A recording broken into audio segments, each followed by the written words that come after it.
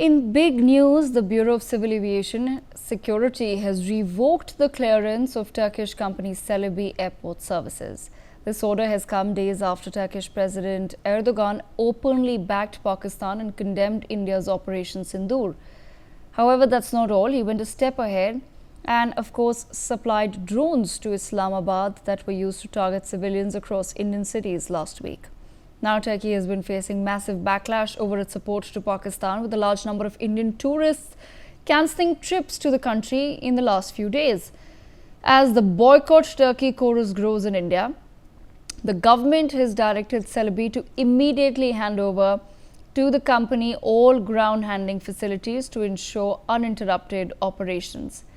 Headquartered in Istanbul, the company operates across 3 continents. Its services include ground handling, warehouse management, bridge operations, trucking, airport lounge management, and VIP services.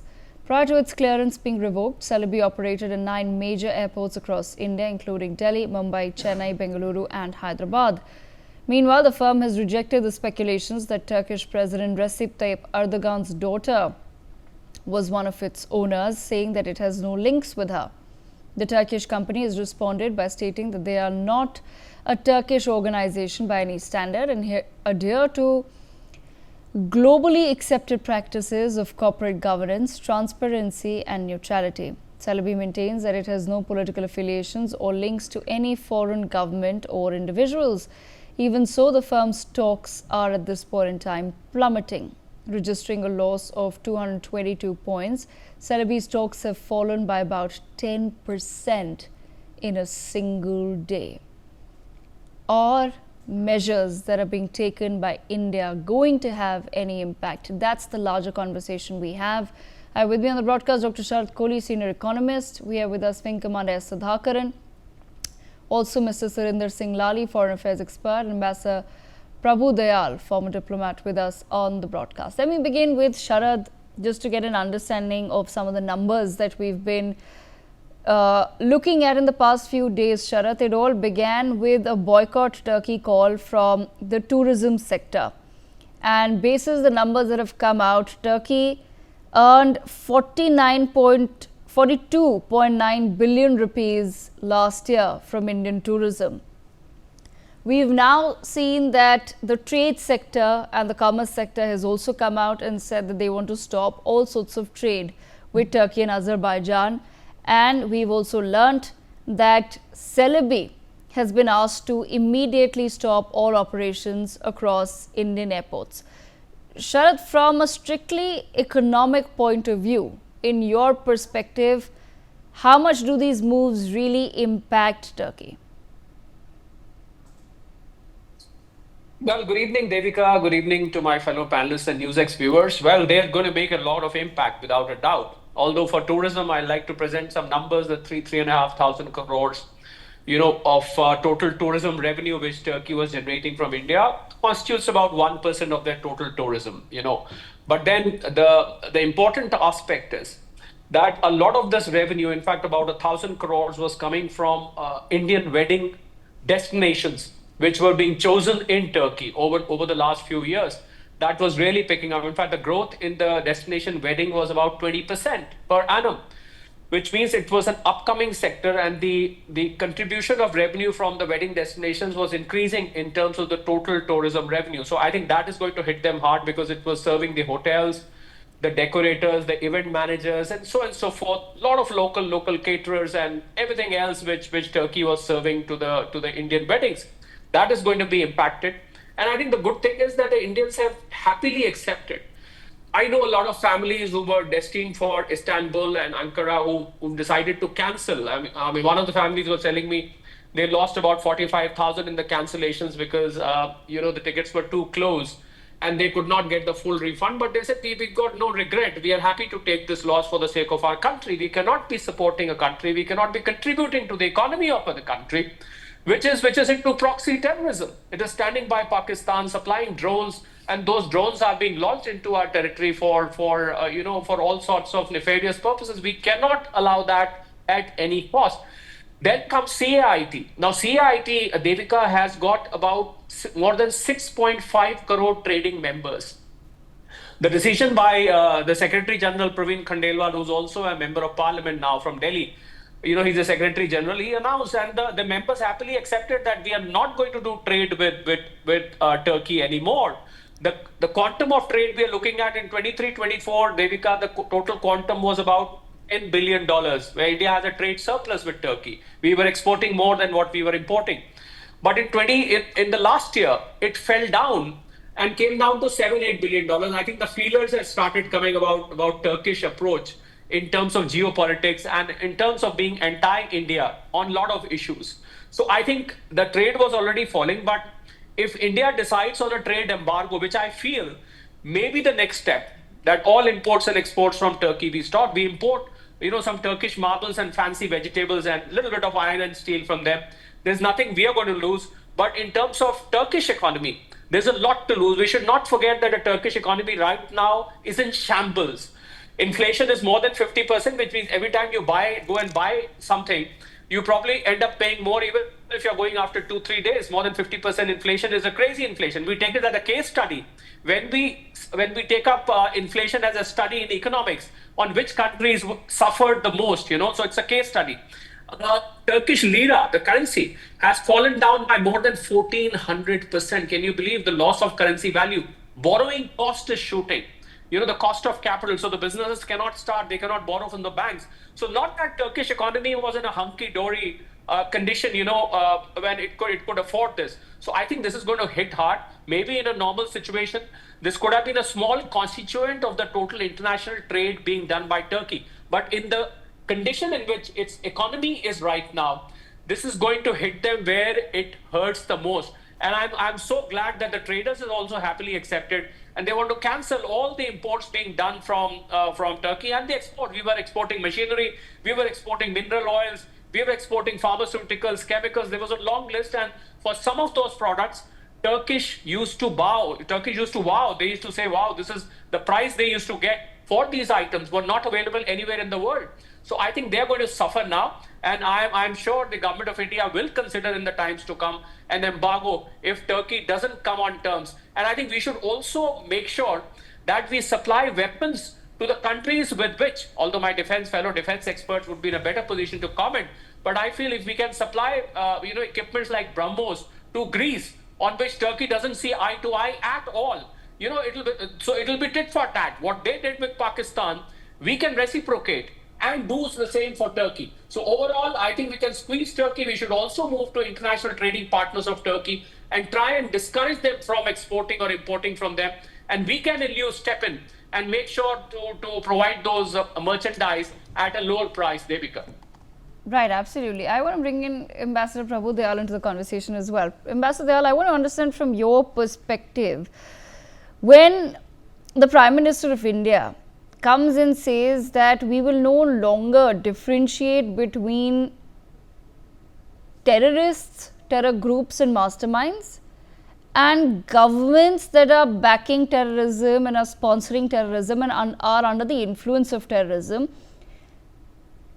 are some of the actions that we've seen now being taken against Turkey in line with the same thought that our position must not stop at Pakistan, but also has to look at countries and other governments and other states that are supporting Pakistan? You're absolutely right. Countries which are supporting Pakistan, which is out and out a terrorist country, those countries have also to be made to pay for their crimes. These are crimes. Abetting terrorism against India, which is what the Pakistani ISI does all the time, is a crime. And countries which stand behind Pakistan, support it, not just with words, but with drones and other sorts of military equipment, those countries are also engaging acts which are criminal in nature, and we have to punish them.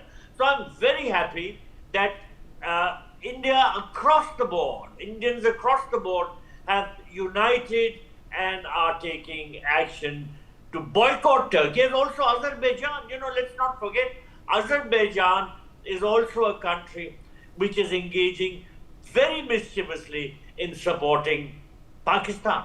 And again, Indians went to Azerbaijan also, like they did to Turkey in large numbers. So there is a need to curb our interaction with Turkey and bring it to the bare minimum. And this is what we are doing. I find that across the board, there has been a very, very vocal support for boycott Turkey. Now, there are various other things. Mr. Sharad Kohli rightly said that we have to look at whether we can send weaponry to countries which are opposed to Turkey, like Greece. Now, Turkey is facing an armed rebellion from the Kurdish people, and they are desperately in need of assistance. We should definitely assist the Kurdish revolutionary movement, just as we should assist the Balochistan Liberation Front, because there is an old no, my enemy's enemy is my friend. The Balochi Liberation Front should be our friend.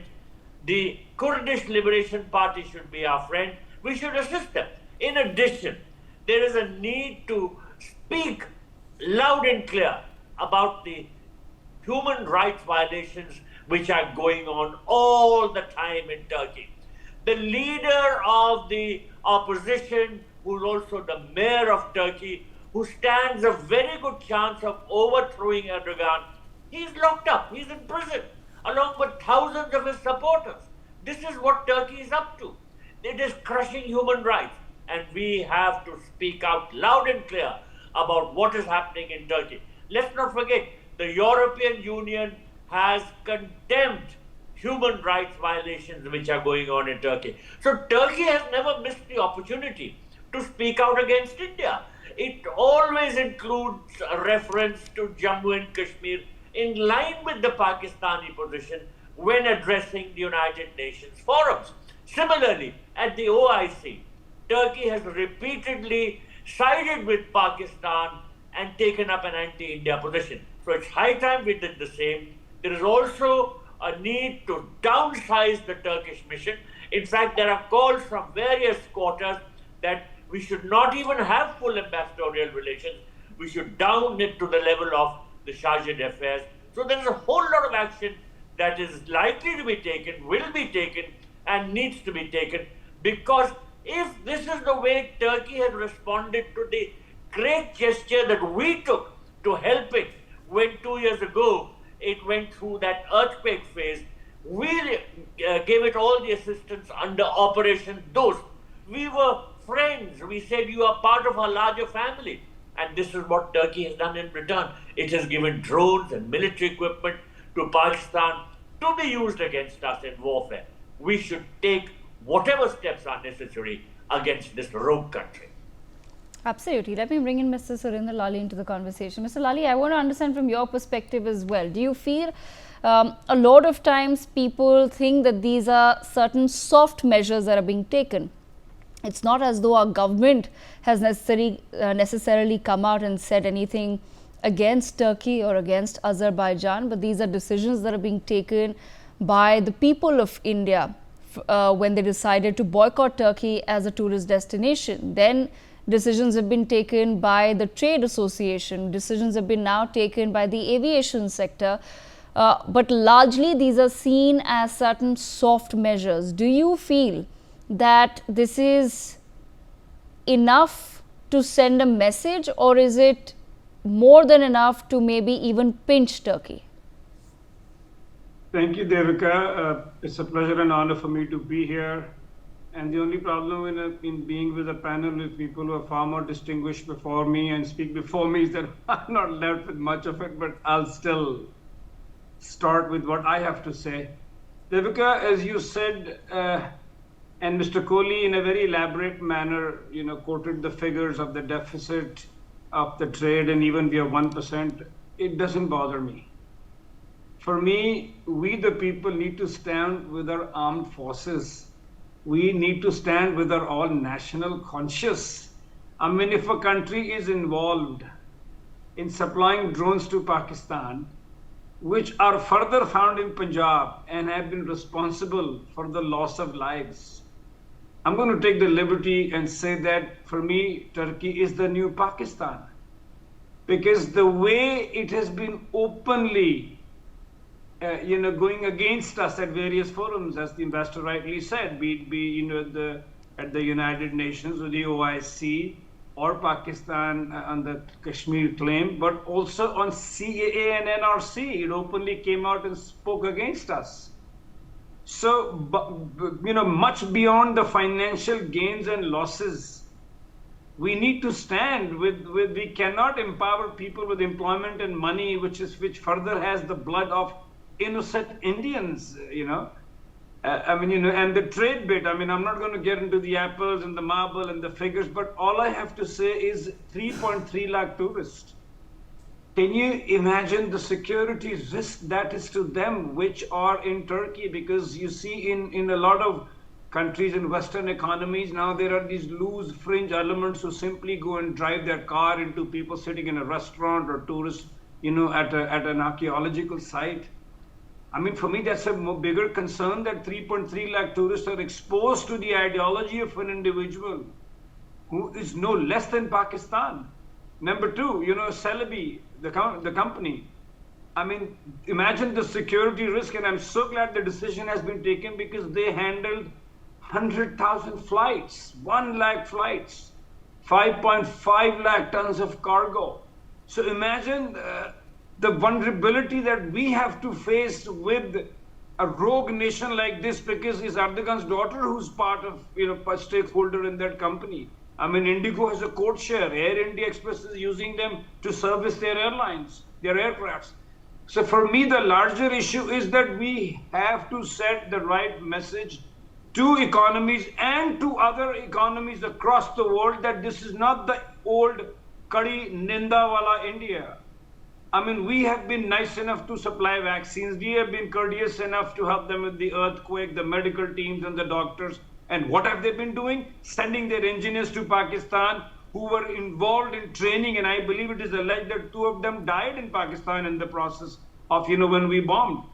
So for me, I put Turkey and Pakistan in the same bracket, and through your channel, I also request to all Indians who are watching this channel is that we need to stand up with our armed forces and our country, even if it is more cheaper to go to Turkey than to Greece because of their, dismal currency.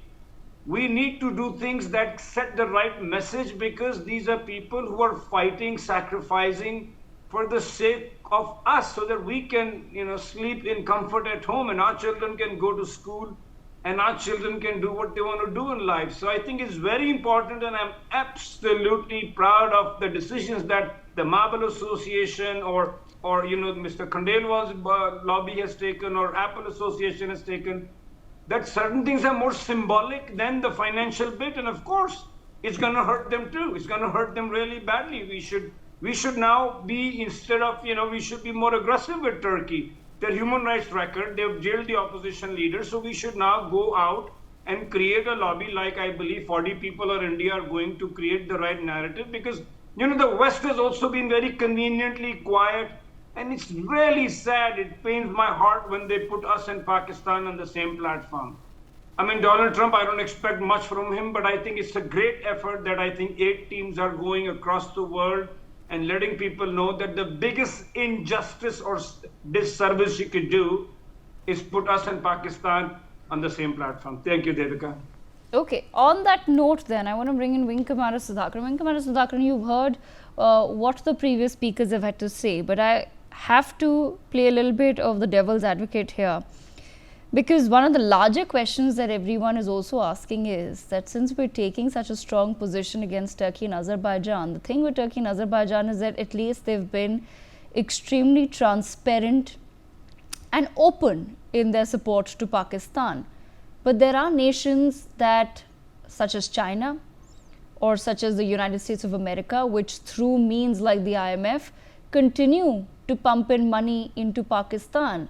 So is it enough for us to just take a position against a Turkey, against an Azerbaijan, without really thinking about taking a position then against China, which supplies the defense weaponry to Pakistan, and at the same time the United States of America and other Western nations, which through the IMF continue to pump in money into Pakistan? Devika, I will avoid that question because that will take us nowhere. Because we are in right now all over the place. I have to address some more important concerns. Dr. Sharat Kohli, Ambassador Prabhu Dayal, and Lali Singh had reasonably addressed most of the concerns, and they have thrown enough facts. Let me bring in another context here. You know, why don't we talk about our strategic oversight, masking it as a strategic patience of sorts? India's delayed awakening to hostile powers. Of course, you have mentioned about China and US. We'll come to deal with them when we need to. Right now, let's not create enemies all over. Let's deal what we are supposed to deal and can deal. We have not even done that to begin with. Let's stop pretending we didn't know to begin with. And that's where my anguish and my anger is directed towards the establishment today. Today, yes, we have acted, but Turkey's anti-India posture isn't new. Azerbaijan's alignment with Pakistan isn't a surprise for us. And illegal foreign nationals embedded near our strategic zones didn't appear overnight, Devika. The truth is, we saw this fire all along. We just chose not to act till it burned us and bled us. This is not acceptable to me as a military professional and as a citizen. For years, Turkey has built a drone warfare system aligned openly with Pakistan and fueled anti-India rhetoric. And yet, Turkish companies like Celebi operated in our most critical infrastructure, our airports, which means you are kidding with me that it didn't go through any scrutiny? Come on, you didn't know this? How did you allow this to happen? Where were our strategic think tanks who've been conducting these lectures, spending crores of rupees all over? What are they doing?